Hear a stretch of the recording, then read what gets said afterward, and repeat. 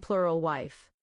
After a half-century during which the world mostly left our people alone, in 2003, the state of Utah started prosecuting FLDS members for bigamy and underage sex. The leader of the church, and the person who performed most of the marriages, Father knew they'd be coming after him soon enough, so he started looking for new homes for our people, far from Short Creek. Father often brought Rich and me with him on these travels. At first we stayed mostly in Utah, but we began going farther and farther away to remoter locations in other states. We'd stay at different hotels and motels. Rich or one of Father's other bodyguards would get a room, and then Father would go in the back door to avoid being seen. It was hard being on the road as my pregnancy progressed, but spending so much time with my husband, without the distraction of the other ladies, brought us even closer together. The last time I went with Rich and Father on one of these scouting trips, we stayed at the Residence Inn in Durango, Colorado. How long until your due date? Father asked me at breakfast in the hotel restaurant. He couldn't help but notice the size of my belly by then. 3 weeks. He sat back with a surprised look on his face. We better get you back. You don't want to have your baby in a hospital. I'd actually like to have my baby in a hospital, I thought. But Father's family were required to have their babies at home with an uncertified nurse midwife whom we called Grandmother Sharon. She had delivered me 19 years earlier. I'm okay, I told Father. I haven't had any signs yet. Nevertheless, we made the 6-hour drive back to Short Creek the next day. When I went into labor a few weeks later, Rich took me up to Grandfather's house to deliver the baby. He told me he'd asked his other 2 ladies, Trish and Molly, to be there too, which made me really unhappy. My sister wives still didn't care for me, and I didn't know how they would feel about my baby. The labor was difficult and long, and I had a large audience, which only made it worse. Aside from my sister wives and Rich, 3 of Father's ladies plus my mother and grandmother, Marilyn, were all watching me. I felt like I was putting on a performance for them, and doing it badly. My baby was crowned for 3 hours, but I couldn't seem to push her out. Surely they'll take me to the hospital soon, I thought. Unbeknownst to me at the time, Father was just outside the open door watching as well, and he told Rich to ask my sister wives to leave. I don't know how he had the awareness to do that, but it seemed to relieve some of the tension I was feeling. After they left, I was finally able to push the baby out, although not without tearing myself so badly that I needed 40 stitches to put me back together. I loved being a new mother. My baby daughter was everything to me. She was beautiful and cheerful and good-natured. As Father's 3rd grandchild, she got a lot of love and attention from Father's family. But I was not allowed to name her. Father chose his grandchildren's names, and a week after she was born, he gave her a blessing and named her Barbara Ann Jeffs, after my mother. Years earlier I had said to my mother, I love you, but I don't love your name, so I will probably never name any of my children after you. I looked over at Mother during the blessing and tried to smile, but she knew I was disappointed. Immediately after the ceremony, I let it be known that I would call my daughter Barbie, because Barbara seemed too long a name for a tiny baby. 2 weeks after Barbie was born, Rich came to my room. The new house that Rich had built for our growing family was a major improvement over the crummy old one. This one had 8 bedrooms, so we adults each had our own room with a private bath, and Rich let us choose the carpet for our rooms. Mine was rose pink. I have a strong feeling that we should be together now that you have had your baby, Rich said. I was lying on my bed, resting, still sore from the delivery. The stitches had only recently come out, and I was just starting to heal, but I didn't dare tell him no, so I went with him to his room. Sex was agony, but he didn't seem to notice. Rachel, I love you so much. I just wanted to show you, my husband said. In April 2003, I went up to Father's house to find Rich. All the family members I encountered looked at me with sad expressions. What's the big deal? I wondered. Rachel, you need to go talk to Father, one of his wives said.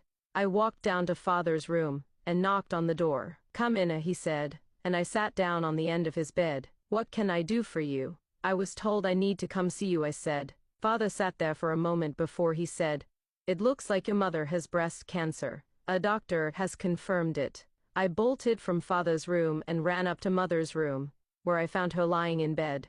Barbie was only 2 months old, and I had spent most of my time recently with her, so I hadn't seen how ill my mother had become. I was only 19, and my mother 38. Mother told me that she had noticed the lump in her breast 2 years before, but father told her not to worry about it. After the cancer had grown considerably, father finally let her get it looked at by a doctor. No one in the family went to the doctor without father's permission. The doctor hadn't just confirmed her diagnosis, he told mother that her condition was already terminal, and gave her 6 months to live. Father told her to have the chemotherapy anyway. In the weeks that followed, I accompanied mother to her chemo appointments, but it seemed like all the medicine did was make her get sicker and lose her hair. Still, father insisted she continue. When Bobby was 3 months old, Rich was called on a special mission by father. Rich was sworn to secrecy, so he wouldn't even tell his own family.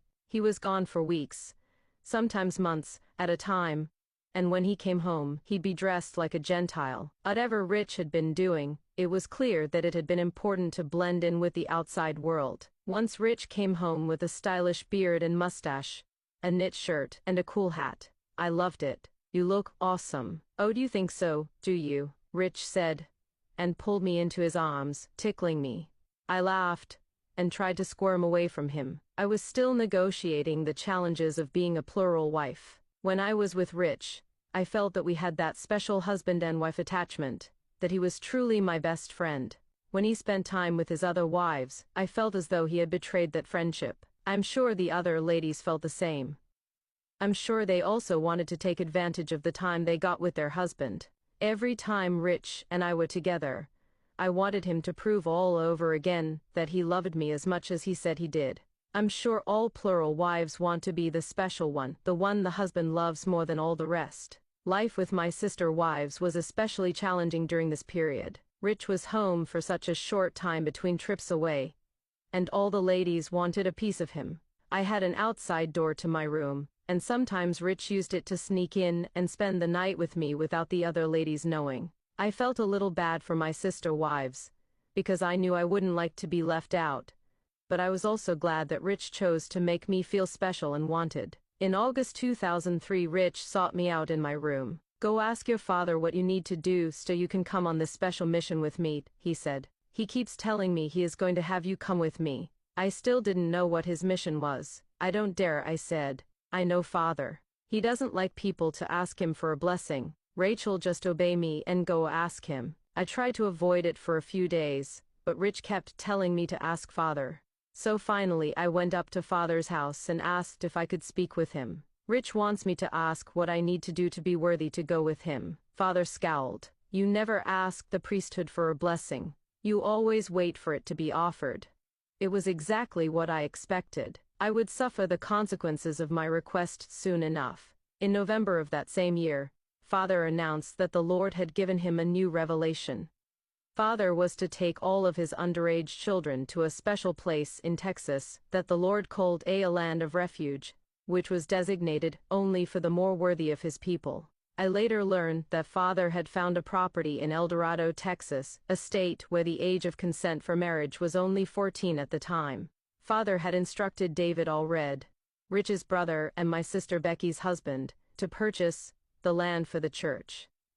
Father had ordered construction of what would become the Yearning for Zion Ranch. Father himself would never live there or anywhere, full-time, since he was always on the move, evading the law. Net told us girls that father gathered all the mothers of his children in his office to break the news. "The Lord has directed me to move my children to a sacred land. He has also shown me that none of you are worthy to go." The mothers would have to prove themselves before they could move. In their stead, father selected several of his wives who were not the mothers to take care of the children. Why the childless wives were more worthy than the mothers was a mystery. Mother, stricken by what this meant for her, given her cancer diagnosis, stood up and threw her arms around father.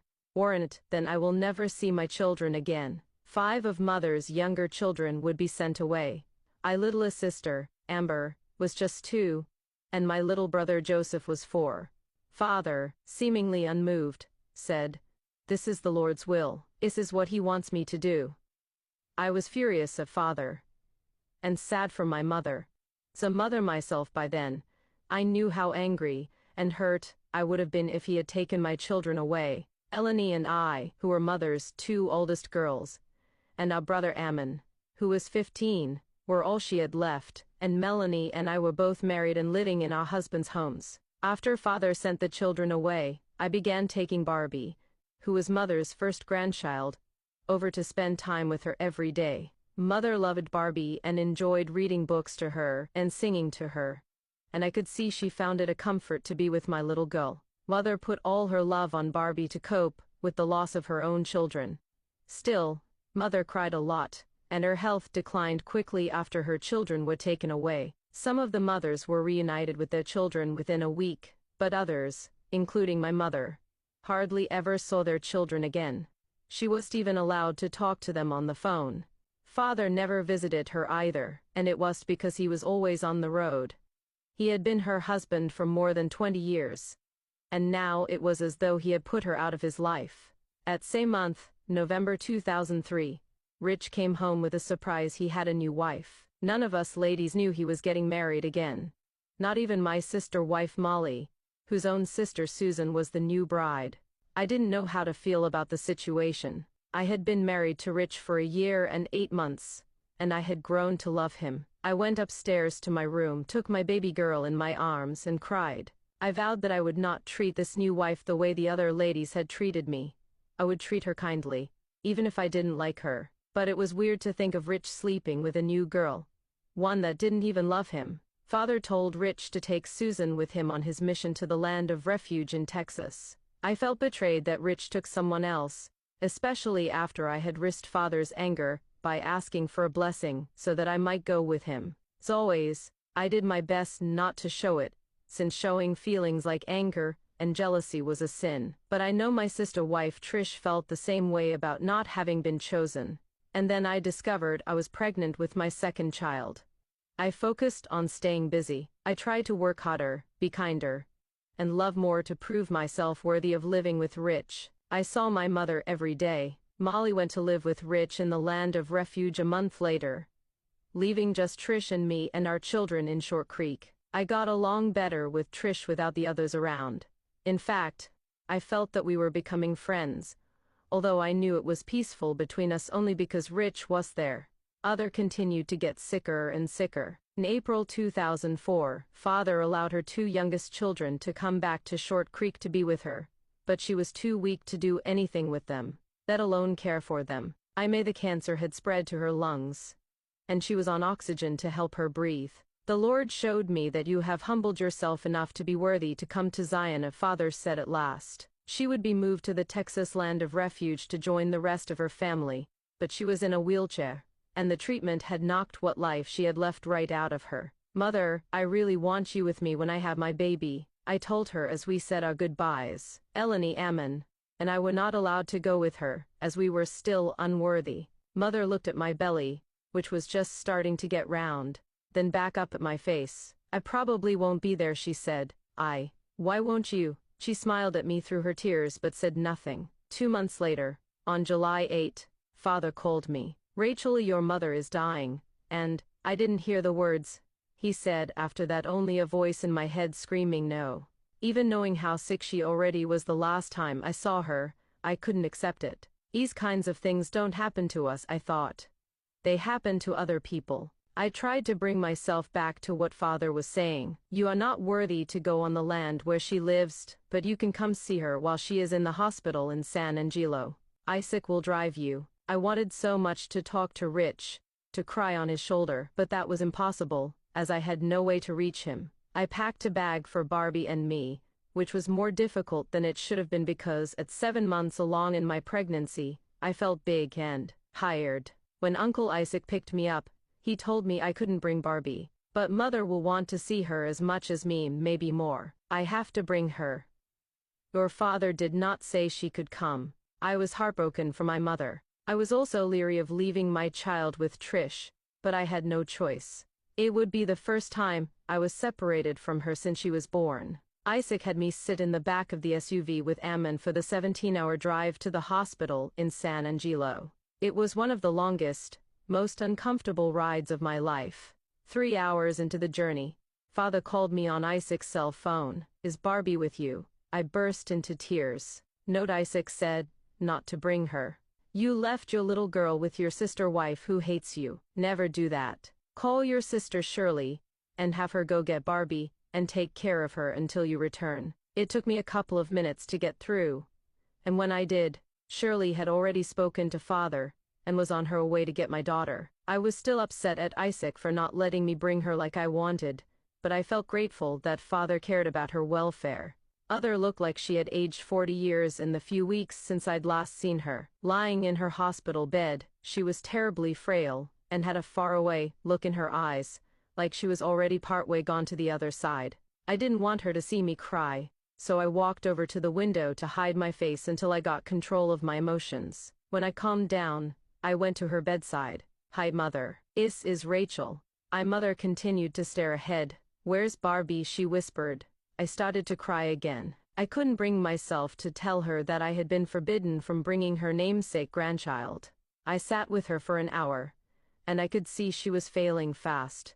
Uncle Nephi was there with us, and he made arrangements to have Mother transported back home, as she had expressed her wish to die there. Father called while we was still at the hospital. "This is the last time you and your brother will see your mother, because you are still not worthy to be on the land of refuge." We would not be allowed to go to her funeral. Ammon and I were given a motel room that night, and a ride would come get us the next day. I couldn't sleep. I was devastated to think I wouldn't see my mother again. I don't think Ammon slept a wink either. Every once in a while, I would say, "Ammon, are you still awake?" "Esper," he'd say. Then after some more time passed, "Rachel, are you awake?" We did that through the night, alone in our grief, knowing that our mother was near the end of her life, and we couldn't be with her. Father called in the morning with a new revelation. "The Lord showed me that seeing your mother dying has humbled you and Ammon enough that you can be trained, and then go to your mother." It was a glimmer of hope, but it meant that Uncle Nephi had to drive us more than 500 miles, an 8-hour journey to Albuquerque, New Mexico, to meet Father. It was lost on me that even as Mother was so close to death, Father didn't feel it was important for him to be with her. It took Father all day to give us the special training, in which he instructed us about strict obedience, hard work, no complaining, rising no later than 5:00 a.m., getting to priesthood trainings on time, no gentilism of any kind, wearing plain pastel clothing in the house and dark clothing when outside working, and no shoes inside. He told us the Lord wanted a temple built in Texas. Father had us covenant to do all the good things, and to keep the land of refuge a secret and sacred place. Finally, we were deemed worthy. When we arrived in El Dorado, after another day-long drive, I was surprised that Father had chosen such a barren desert to be a sacred land of refuge for our people. There was cactus and white rock everywhere. I didn't see anything beautiful about the place. Even the log cabins the men had built didn't match the landscape. The land was code-named A-17, since it was 17 hours from Short Creek. My little and big sisters ran out to meet us. I was so glad to see them, and they were happy that I had been proved worthy to come to their new home. They showed me up to Mother's room, but she was already in a coma. "She kept asking after you and Ammons," my sister Marian said. "When we told her you were coming, she fell asleep, and hasn't woken up since." I took hold of Mother's hand. There was no stopping the tears now. Father came to see her a few hours later. "Your mother is in God's hands," he said. One of Father's other wives had written a song a while back called "Father, Bless Dear Barbara," that Father wanted us to sing, but the song just made me cry, especially the line, "Though we're tested until death." Father's wives had sung that song to my mother a few months earlier, and that line had caused her to weep and weep. I had felt then it was thoughtless of them to sing that to her, and I still thought so. We sat with Mother all that night, and into the morning, when the nurse had us step out so she could change Mother's bedclothes. That's when my mother's heart stopped beating. Other had just recently turned 39 years old. When I stepped back into the room, Mother was lying on the couch, where the nurse had laid her, with a slight smile on her face. She looked more like herself than she did when she was alive, and racked with pain. I was filled with sadness, but also gratitude that she was relieved of her suffering, which in my heart I knew had been made worse because her children had been taken away from her for so long. A little later, I asked Father if Rich was there. He told me that Rich was living on a different land of refuge in South Dakota, but that he was coming down to Texas for Mother's funeral. Father was also having Grandmother Marilyn and my half-sister Sandra bring Barbie from Short Creek. Rich would take Barbie and me back with him to South Dakota together. Several of Father's wives got together to quickly sew white dresses for me and some of the other girls for the funeral the next day, while we practiced the songs that we would sing during the ceremony. Father encouraged everyone to wear white at funerals. At afternoon, Rich arrived. I was so glad to see him after these months apart, and I think he was twice as happy to see me, especially since I'd be going back with him. Father's family gave us Mother's room to stay in, but I couldn't stand to be there. Everything in it was a reminder that she was gone. Even with all the hustle and bustle getting things ready for the funeral, I noticed that my sister Josephine was missing and went looking for her. She was 13, Mother's fifth child. I thought about how I had struggled at that age, and how especially devastating losing our mother must be for her. I found her curled up asleep on the floor of a closet, her face red from crying, the tear track still damp on her face, and her thumb in her mouth. She hadn't sucked her thumb in years. Josie, I knelt down and took her in my arms. She opened her eyes a little, then quickly closed them as though she were trying to hold back her tears. I hope you know that I love you, and am always here for you. Josie kept weeping and sucking her thumb, obviously desperate for whatever comfort she could get. I heart broke for her, and all of Mother's younger children, having to grow up without her. And the reality was, I would be living far away from them too. I wouldn't be able to be there for them, no matter how much I wanted to be. Little Amber had just turned 3, Joseph and Jacob were 5 and 7. How would they fend for themselves without a mother? Even with so many mothers, no one can replace one's own mother. Father told me to go with Mother Annette and my sister Melanie to the mortuary to help dress Mother. I went with them, but when we got there, I couldn't bring myself to go in the room where her body was. I didn't want to remember her like that, so I stayed in the waiting area while they dressed her. Sandra arrived with Barbie on the morning of July 10. Rich and I both couldn't stop hugging our little girl. Mother Millie had Barbie and me try on our dresses, and then we got our hair combed up for the funeral. Father told us that only he would stand in the viewing line to receive people paying their respects. He did not want her children standing next to the casket or participating in the viewing line, because he didn't want the men shaking his girl's hands. He stood and shook the people's hands by himself, the mourning widower, even though he had not been with his late wife when she needed him most. Father spoke for 3 long hours. No one else was invited to say anything, except for the few songs that we sang. He talked about how Mother was not a perfect wife, that she was jealous sometimes, and that the Lord gave her cancer to punish her. I didn't think I could cry more than I already had, but I felt so sorry for Mother then. I believe most of the people did, but saying so was not allowed. Father was hot on her, and he didn't want the people to feel bad for her. Father, he said he was the one suffering, and that her illness had been difficult for him. He went on to say that in the end her cancer had humbled her and made her worthy of salvation, and that she had sacrificed her life so that her unworthy children could come to Zion. I couldn't watch them bury her, so I stood a long way from the grave while they lowered her casket into the ground. There had been so many big changes in my life. I couldn't bear it all. I was 20 years old, soon to have my second child, about to move hundreds of miles away from my family. I wanted to block out the memory of this dark day, but I couldn't.